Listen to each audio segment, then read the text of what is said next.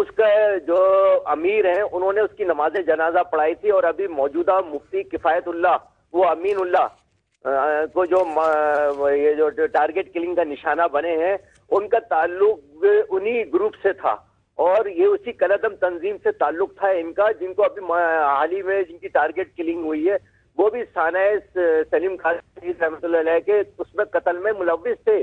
یہ تو آن دی spot evidence موجود ہے۔ آج میڈیا، آپ بتائیں، اس دور کے اندر بہت مشکل ہے کہ کسی چیز کو کوئی اپنی منافقت کو چھپا سکے، بہت مشکل ہے کوئی اپنی دہشت گردی کو چھپا سکے، کوئی بہت مشکل ہے اس دور کے اندر کہ کوئی غلط کام کرے اور وہ ہائی لائٹ نہ ہو۔ ایسی بات نہیں ہے، اور باقاعدہ یہ ذمہ داریاں قبول کرتے رہے ہیں، اور یہ ہمارے پاس تو ایویڈنس موجود ہے، ثبوت موجود ہے۔ آج جو مزارات، 9 مزارات کو شہید کیا گیا، کیا وہ سوات کے اندر، سرحد کے اندر وہ کیا لوگوں سے چھپے ہوئے کن لوگوں نے کیا؟ کیا وہ لوگ عوام نہیں جانتی؟ وہاں کی جو نیوٹرل عوام ہے وہ تو جانتے ہیں۔ سوات میں جا کے آپ لوگوں سے پوچھیں، ہمارے 146 علماء اکرام کو شہید کیا گیا، ہمارے پاس لسٹ ہے، تفصیل ہے، آئے ہم آپ کو دیتے سارے پروف، ہم دیتے ہیں آپ کو ساری تفصیلات۔ جو مزارات اور شیخ الحدیث کو شہید کیا گیا، ہمارے پاس ساری ڈیٹیل موجود ہے، ہم نے رحمان ملک صاحب کو پوری ڈیٹیل دی ہے، ناموں کے ساتھ دی ہے، کون دہشت گرد ہیں۔ یہ 5 تنظیمیں جو دہشت گردوں کو ریپرزینٹ کر رہی ہیں، ان کے نام کیا آپ کے پتہ ہے؟ آپ کے پاس نہیں ہے کہ ان کا تعلق کس سے ہے؟ منگل باغ کا کس سے تعلق ہے تھا؟ فضل اللہ کا کس سے تعلق تھا؟ آپ کو پتہ نہیں صوفی محمد کا کس سے تعلق تھا؟ اعظم طارق کا کس سے تعلق تھا؟ کیا سب کو پتہ نہیں ہے ان چیزوں کا؟ دہشت گردی کون کر رہا ہے اور کون قبول کر رہا ہوتا ہے؟ کیا یہ اسکول کیا امریکہ کے جن کو ہم بموں سے اڑا رہے ہیں؟ قادری صاحب، آپ ہمارے ساتھ لائن پہ رہیے گا۔ آپ کے انہی جو آپ نے الزامات لگائے یا جو خدشات کا اظہار کیا، میں مفتی صاحب کے سامنے رکھتا ہوں۔ مفتی صاحب، اشارہ آپ ہی کی طرف آ رہا ہے، آپ کی جو مکتبہ فکر ہے ان کی طرف آ رہا ہے، کیا جواب دیں گے؟ قادری صاحب تو شکایت کر رہے ہیں، اور میں ان کے دکھ میں اور درد میں برابر کا شریک ہوں۔ مزارات صرف ان کے نہیں ہیں، ہم سب کے ہیں، مسجد میں ہماری شریک ہے۔ لیکن میں سمجھتا ہوں کہ آپ ماحول کو دیکھیے، وہ کون سا مکتبہ فکر ہے جو دہشت گردی کا شکار نہیں ہوا؟ اب ہم اس پوزیشن میں تو نہیں ہے کہ ہم ایک دوسرے کو پر الزام لگائیں۔ میں آپ سے پوچھتا ہوں، میں مولانا حسن جان صاحب کو کسے شہید کیا؟ مدارس پہ حملہ نہیں ہوتا، آپ کے صاحب کو کسے شہید کیا؟ مزارات پہ حملہ، مفتی جمیل صاحب کو کسے شہید کیا؟ مولانا عبداللہ کو اسلام آباد میں کس نے شہید کیا؟ مولانا نور الموت کو ابھی مدرسے کے اندر کس نے شہید کیا؟ مولانا معراج الدین کو کس نے شہید کیا؟ جامع فاروقیہ کی ایک شیوخ حدیث کی ایک وین پر حملہ ہوا، اور مولانا عنایت اللہ شہید ہوئے، مولانا حمید الرحمان شہید ہوئے۔ یہ وہ لوگ تھے کہ جنہوں نے خودکش حملوں کے خلاف فتوے دیے۔ مولانا حسن جان سب سے پہلے، مولانا حسن جان کی بات آپ کر رہے ہیں نا، اینٹی طالبان جو لوگ تھے ان کو مفتی نظام الدین نے نہیں دیا، وہ تو کراچی میں شہید ہوا۔ اور پھر کراچی میں یہ کیوں کہا جا رہا ہے کہ این پی او والے کہہ رہے ہیں کہ ایم کیو ایم والے کر رہے ہیں، ایم کیو ایم والے کہہ رہے ہیں، یہ کیوں پاک ہو جاتے ہیں؟ وہاں تو دیکھو کنفیوژن ہے۔ آپ اگر کسی ایک آدمی کو نشانہ بنائیں گے تو آپ انصاف کے تقاضے کو پورا نہیں کر دیں۔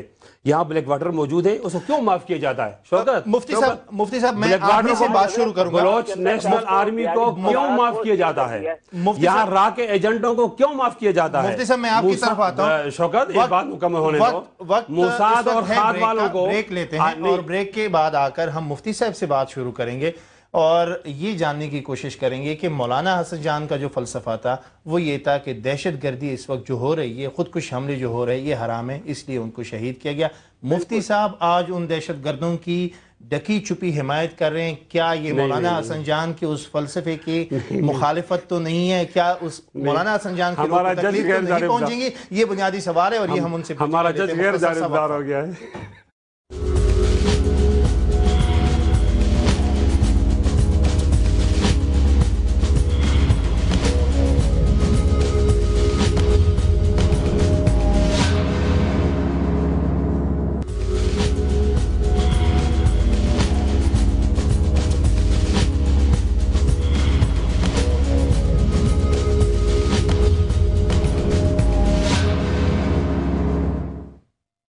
ویلکم بیک ناظرین، ہم گفتگو کر رہے ہیں۔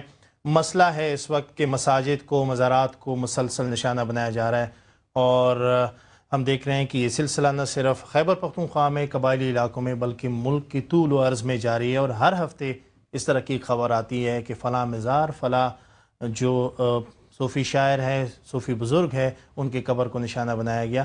ہم ڈسکس کر رہے ہیں کہ اثرات اس کے کیا ہوں گے، اور حکومت اس سارے سلسلے کو کیسے روک سکتی ہے؟ مفتی کفایت اللہ سے ہم بات کر رہے تھے۔ مفتی صاحب آپ ہی کی طرف آتا ہوں۔ ہم نے دیکھا کہ گزشتہ تقریباً 8 یا 7 سالوں کے دوران مسلسل قبائلی علاقوں میں وہ عناصر جن کو آپ اس وقت دفاع کر رہے ہیں، جن کو آپ پروٹیکٹ کر رہے ہیں، وہ لوگوں کے قتل عام میں مصروف رہیں، لوگوں کے گلے کاٹتے رہیں، عام لوگوں کو نشانہ بناتے رہیں۔ تو آج ہم کیسے کہیں کہ وہ عناصر اس سارے سلسلے میں ملوث نہیں ہے، کوئی اور قوت ہے کہ جو اس وقت حالات کو خراب کر رہی ہے؟ شوکت، میں کسی کا دفاع نہیں کر رہا۔ اگر کوئی آدمی سچ بولتا ہے تو اس کو کسی ایک فریق سے نتی کرنا مناسب نہیں۔ اگر یہ بات ہے تو یہ بھی ریکارڈ اور بات ہے کہ ان کی کمر ٹوٹ گئی اور وہ ختم ہو گئے اور بس ختم۔ پھر یہ کون لوگ ہیں جو اتنی بڑھا کر رہے ہیں؟ دیکھیں، بیماری کا شور مچانا، اس سے بیماری حل نہیں، شفا نہیں ملتی۔ بیماری کا آپ کو تشخیص کرنا چاہیے۔ میں اس وقت ایمانداری سے عرض کر رہا ہوں کہ تمام کے تمام لوگ دہشت گردی کے شکار ہیں۔ یہ موقع نہیں ہے کہ ہم ایک دوسرے کے خلاف الزام لگائیں، موقع یہ ہے کہ ہم ایک دوسرے کے بھائیوں کو کس طرح بچائیں۔ یہ نازک موقع ہے۔ میں آپ کو اس حقیقت سے بھی انکشاف کرا دوں کہ بلوچ نیشنل آرمی موجود ہے، بلیک واٹر موجود ہے، خود حکومتی لوگ کہتے ہیں کہ موجود ہے، حکومت یہ بھی کہہ رہی ہے کہ نہیں ہے۔ راہ اور خاد کے ایجنٹ بھی موجود ہیں، موساد والے موجود ہیں۔ پھر کراچی میں قوم پرست ایک دوسرے پر یہی الزامات لگا رہے ہیں جو آپ ان پہ لگا رہے ہیں۔ یعنی ایم کیو ایم کا یہ کہنا ہے کہ یہ دہشت گردی اے این پی کر رہی ہے، اور اے این پی کا کہنا ہے کہ یہ دہشت گردی وہ کر رہی ہے۔ یہ لوگ کیوں معاف ہو جاتے ہیں؟ میں اس پہ نہیں آتا، میں اس پہ آتا ہوں۔ مفتی صاحب، کہیں ہم اس وقت ساری سچویشن کو کنفیوز کر رہے ہیں۔ جو کراچی کی سیاسی جماعتوں کی یا لسانی جماعتوں کی جو مثال آپ دے رہے ہیں، شاید وہ اس سارے سلسلے میں کہیں امپلیمنٹ نہیں ہو پا رہی ہے۔ مسئلہ جو ہے وہ یہ ہے کہ جو سوچ طالبان کی اس وقت موجود ہے، اس جو القاعدہ کی موجود ہے، وہ وہابی مکتبہ فکر پر ان سے تعلق رکھتی ہے، اور ان کا یہ کہنا ہے کہ ہماری سوچ نہ ماننے والے باقی سارے کافر اور منافق ہیں، ان پر حملہ جائز ہے۔ کیسے اس کو ہم یہاں پہ جٹلا سکتے ہیں؟ ان کی موجودگی، ان کی ان حملوں میں ملوث ہونے کے جو شواہد ہے، کیسے ہم جٹلا سکتے ہیں؟ آپ کو خطے کی صورتحال بھی سامنے رکھنی ہوگی نا۔ کشمیر کے حوالے سے ہماری وہاں موجودگی ہوتی ہے، انڈیا کے اندر ہماری آوازیں لوگ سنتے ہیں نا۔ تو کیا اتنا بڑا ملک اس سچویشن سے فائدہ نہیں اٹھائے گا اور وہ یہاں کارروائی نہیں کرے گا؟ یہ فیکٹر کیوں لوگوں کے ذہن سے غائب ہو جاتا ہے؟ وہ اس سے فائدہ اٹھا رہے ہیں۔ میں کہتا ہوں پاکستان اور اسلام لازم ملزوم ہیں۔ اس وقت سر جوڑنے کا موقع ہے کہ تمام لوگ مل بیٹھیں کہ اس کا سدباب کس طرح ہوگا۔ دیکھو، پوائنٹ سکور کرنے کا بھی موقع نہیں ہے، دوسرے کو ملزم ٹھہرانے کا بھی موقع نہیں ہے۔ ہم تمام کے تمام لوگ زخمی ہیں، ہم تمام کے تمام لوگ دہشت گردی کے شکار ہیں۔ سوال میں خدا اسی کے طرف لیے لے ہمیں آتا بچایا ہوں۔ جائے۔ میں نے جو بریک سے پہلے کہا، حکومت سے کہتا ہوں کہ وہ ان لوگوں کو جوڑے جن کو وہ سٹیک ہولڈر سمجھتے ہیں، اور ان کو بٹھائے کہ یہ مسئلہ کس طرح حل ہوگا۔ انشاءاللہ العزیز میں سمجھتا ہوں کہ ہم حل کی طرف بڑھیں گے۔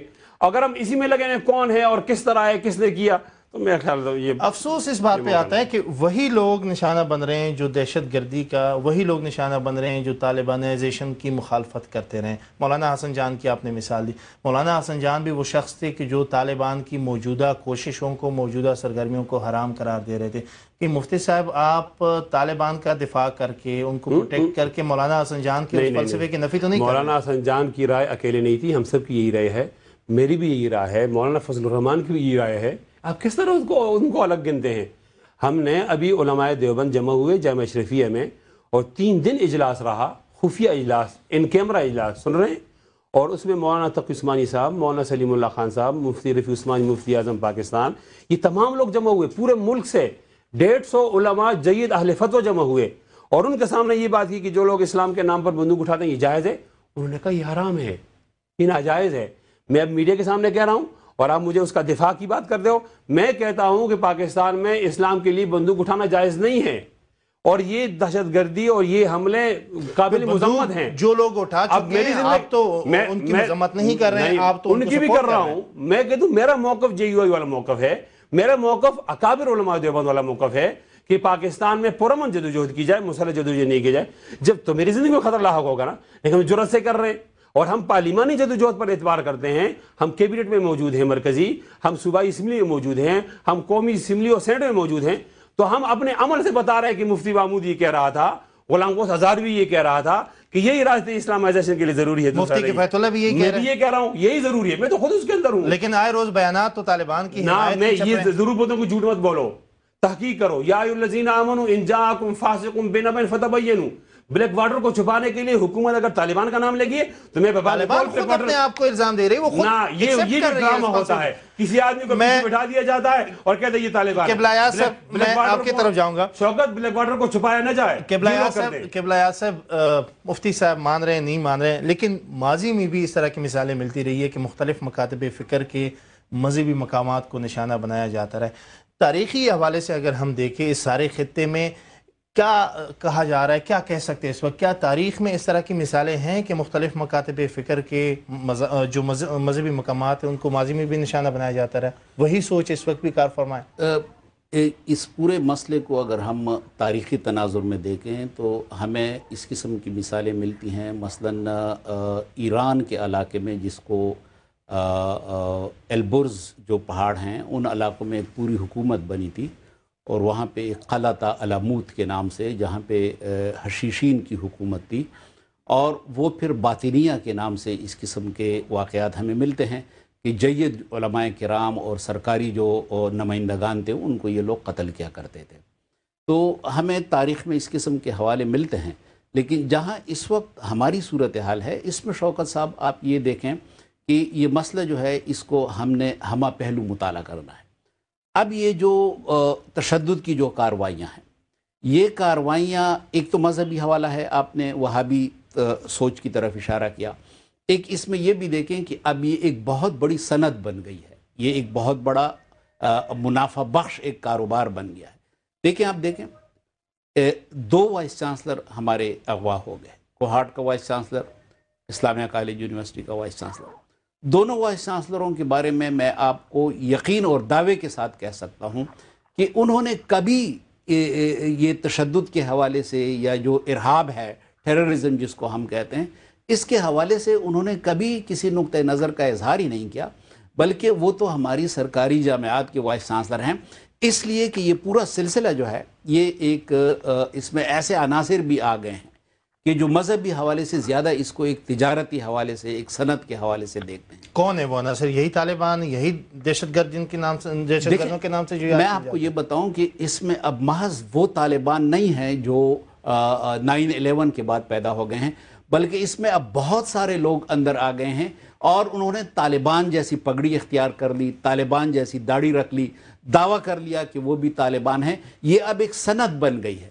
اس وجہ سے میں کہتا ہوں کہ ضرورت اس بات کی ہے کہ صرف قومی حوالے سے نہیں بلکہ بین الاقوامی جو قوتیں ہیں وہ بھی اس مسئلے پہ سوچیں. دیکھیں جی, اب یہ ایک انٹرنیشنل, ایک بین الاقوامی مسئلہ بن گیا. اب صومالیہ میں آپ دیکھیں بحری قزاق جو سامنے آ رہے ہیں, کسی نہ کسی حوالے سے میں آپ کو بتاؤں کہ یہ بحری قزاقوں کا جو قضیہ ہے اس کا تعلق بھی اسی قسم کے مسائل کے ساتھ ہے. اور جب تک ہم نے بین الاقوامی طور پہ اس مسئلے کا جائزہ نہیں لیا, میں بہت احترام کرتا ہوں حضرت مولانا ثروت قادری صاحب کا, بہت ہی ہمارے محترم ہیں, لیکن مجھے معذرت کے ساتھ ان کا جو نقطہ نظر ہے ان سے اختلاف کرنا پڑے گا کہ ایسی بات نہیں ہے کہ آپ کسی خاص نقطہ نظر کو مورد الزام ٹھہرائیں. یہ مسئلہ جو ہے یہ بہت گمبھیر ہے, اس پہ تحقیق کی ضرورت ہے. جو وہابی حوالہ ہے, ابھی آپ محمد بن عبد الوہاب پہ بڑی کتابیں آ گئی ہیں, ان کی اگر آپ فکر دیکھیں تو وہ فکر جو ہے اس فکر میں بھی اس قسم کے واقعات کا کوئی جواز نہیں. جو دیوبندی مکتبہ فکر ہے وہ تو میں آپ کو بتاؤں کہ ہمارے شیخ الہند حضرت مولانا محمود حسن اور مولانا عبید اللہ سندھی وہ اسی حوالے سے آ گئے تھے کہ انہوں نے پھر کانگریس کے ساتھ اتحاد کیا اور تمام جو یاغستانی تحریکیں تھیں ان سے کہا کہ وہ پرامن جدوجہد کی طرف آ جائیں, پارلیمانی اور آئینی جدوجہد کی طرف آ جائیں. تو یہ ہے ان کی تاریخ اور یہی حوالہ وہابیوں کا ہے. قادری صاحب, آپ نے بات چیت سنی مفتی کفایت اللہ صاحب کی بھی, پروفیسر قبلہ یاز صاحب کی بھی, کیا کہیں گے اس حوالے سے؟ یہ ان کا نقطہ نظر ہے, یقیناً یہ ایک سوچ رکھتے ہیں. تو جہاں انہوں نے بڑے ادب کے ساتھ کہا تو میں بھی بڑے ادب کے ساتھ ایک تاریخ کی بات کرتا ہوں کہ جو 2 فتنے تھے دنیا اسلام کے اندر جنہوں نے اس پاکستان, اس اسلام کی تاریخ کو بدل کے رکھا, یعنی کہ وہ اسلام کی تلوار جو مسلمانوں کی تلوار ہے جو کفر کے خلاف نکلتی تھی وہ مسلمانوں کے خلاف ہوئی، ان کے گریبان آپس میں دست گریباں ہوئے.